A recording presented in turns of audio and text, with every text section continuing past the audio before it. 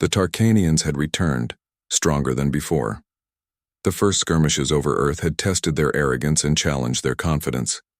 Now, their entire fleet hovered above the planet, ready to crush what they still believed were primitive humans. They believed victory was inevitable, just a matter of time. But humanity had learned. Humans had observed, adapted, and planned. And now, their strategy was ready. The calm. Before the storm in the secret command center beneath the Rocky Mountains, Captain Liam O'Connor paced nervously. Dr. Elena Reyes stood over the holographic map of Earth's orbit, hands moving as she adjusted the positions of satellites, decoys, and drones. "The Tarkanians are coming," Liam said, his voice steady but tense. "And they're bringing everything they've got. How ready are we?" Elena glanced at him. "Ready enough. They think technology alone will win. They don't understand humans. They don't understand unpredictability. That is our greatest weapon." Outside, the fleet above Earth was like a storm frozen in space. Hundreds of Tarkanian ships glimmered in the sunlight, their edges sharp and deadly. They rotated slowly in formation, sensors sweeping, waiting for an opening. "Remember," Elena said, "they are arrogant. That arrogance is their weakness. They expect direct combat. We will not give them that." Liam nodded. "Then we fight smart, not hard." Human innovation in action. The first stage of the human plan was simple yet brilliant. Decoys. Clusters of old satellites, illuminated with energy pulses, created the illusion of large cities and bases in orbit. The Tarkanian sensors immediately detected them, marking them as primary targets. Vakar, aboard his flagship, was impatient. "Destroy them. These humans have nothing real in orbit. They are weak." But when the Tarkanians fired their energy weapons, the decoys scattered harmlessly. In response, hidden AI drones swooped in, invisible and silent, creating electromagnetic pulses that temporarily disabled several Tarkanian vessels. "Impossible," Zethal shouted. "Our sensors are failing." Vakar clenched his claws. "They are clever, but cleverness will not save them. We will find them." The Tarkanians tried again, directing all firepower to what they believed were human positions.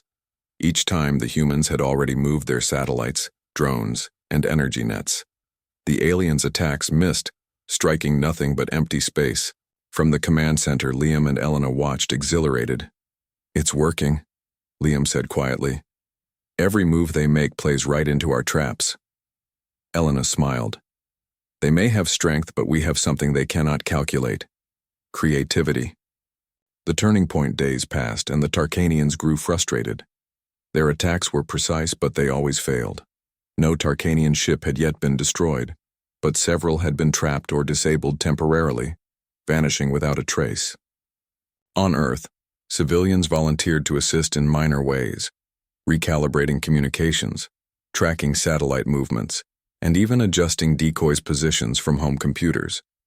Humanity's defense was a combined effort of intellect, courage, and ingenuity. Finally, Vakar called a meeting aboard his flagship. The fleet was still intact, but his confidence had cracks. "They are clever, but they are weak," he said. "We must strike decisively. No more tests, no more games. Destroy them." Zethal disagreed. "We need to understand them more. Their unpredictability makes our attacks inefficient." Vakar's eyes narrowed. "We have studied them enough. Arrogance or not, we cannot waste time. Prepare for full assault." The human counterattack. The humans had predicted this. They had prepared a massive countermeasure, using the Tarkanians' arrogance against them. Decoys led the fleet into hidden orbital traps, where electromagnetic nets and gravity wells disabled engines and weapons. Vakar watched in disbelief as several of his ships drifted helplessly in space, trapped without a scratch, no wreckage left behind. "How?" he muttered. Captain O'Connor coordinated the strikes. "Now, deploy the drones." Thousands of AI-controlled drones swarmed the trapped ships. They did not fire to destroy. Instead, they disabled weapons and communication arrays, ensuring the Tarkanians could not coordinate. The humans had no need to destroy the fleet. They just needed to make them ineffective. On the bridge of Vakar's flagship, panic rippled through the officers. "Our ships are disappearing. How is this possible?" Elena Reyes watched from Earth, satisfaction in her eyes. They underestimated us. Again. Psychological advantage. The humans did not stop at technology. They also played on the Tarkanians' minds. Using intercepted communication signals, they created fake distress signals and false information about hidden defenses. The Tarkanians, already frustrated, began to doubt their own strategy.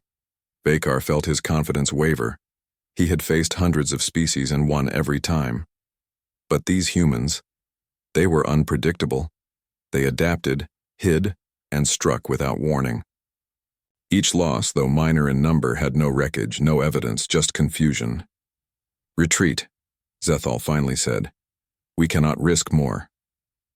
"Not yet," Vakar replied. "We will regroup and find their true defenses. They cannot win against us forever." The final gambit.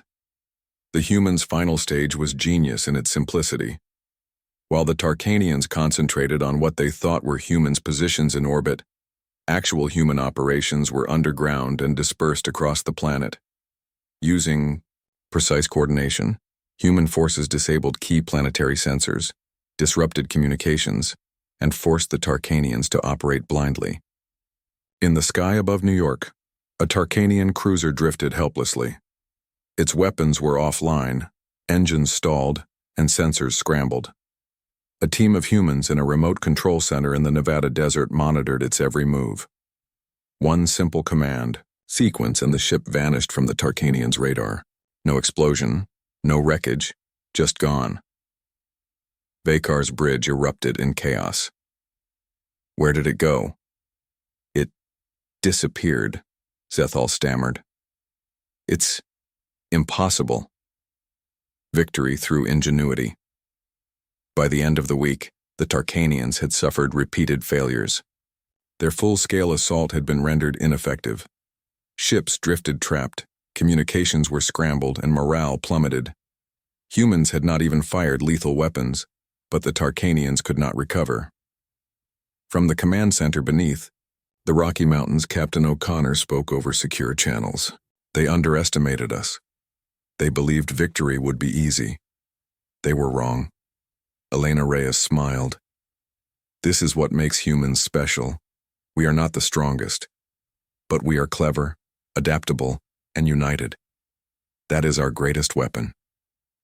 Vakar stared at Earth from orbit, his confidence shattered. After centuries of victories, he had never faced such unpredictability. "We retreat," he said finally. "Return to the fleet. Withdraw. Humanity has bested us in a way we cannot understand." Zethal's face was pale. "No wreckage. No bodies. Nothing.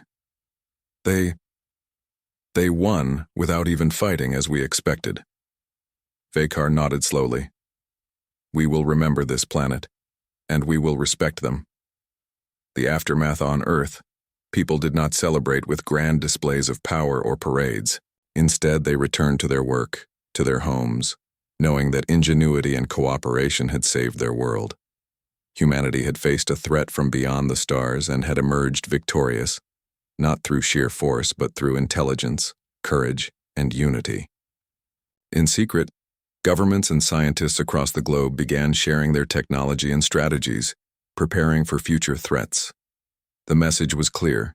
Humanity was small and seemingly fragile, but they were formidable when united. Even the Tarkanians, once arrogant and unconquerable, would never underestimate humans again. Across the galaxy, tales of Earth's cleverness spread, not as a warning of destructive power, but as a testament to human resilience and ingenuity.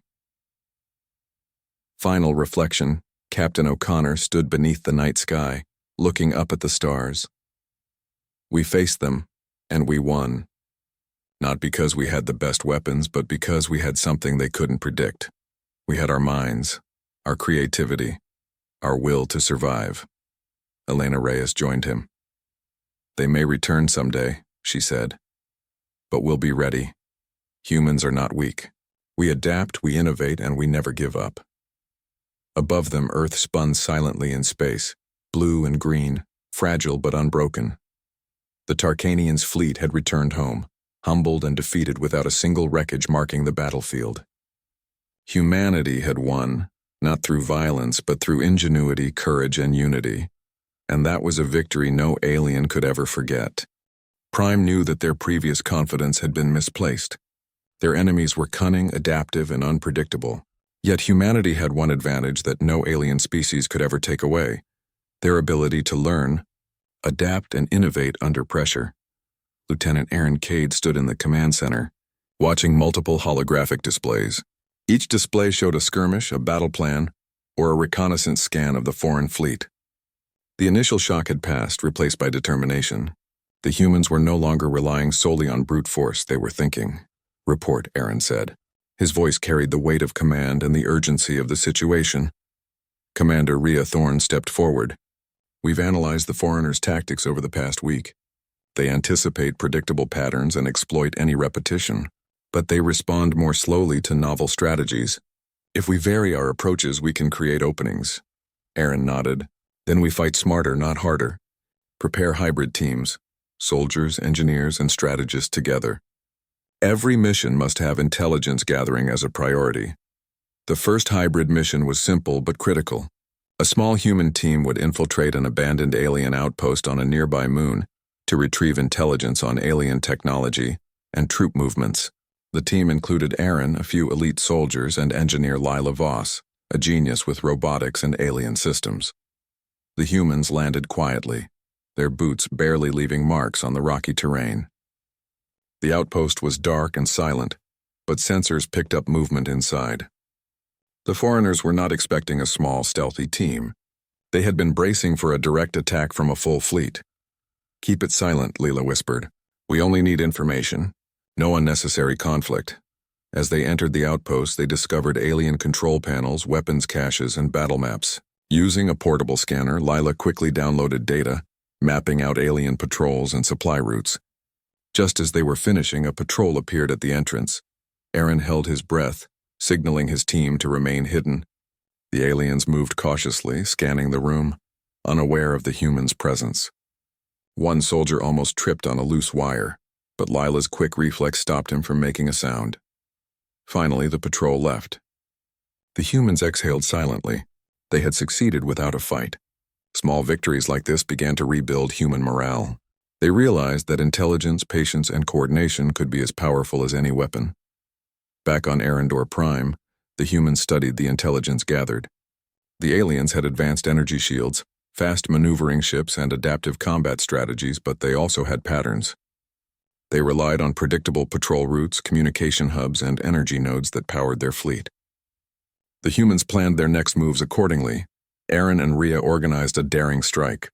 Instead of attacking head-on, they aimed to disrupt alien supply lines, creating confusion and forcing the enemy to react.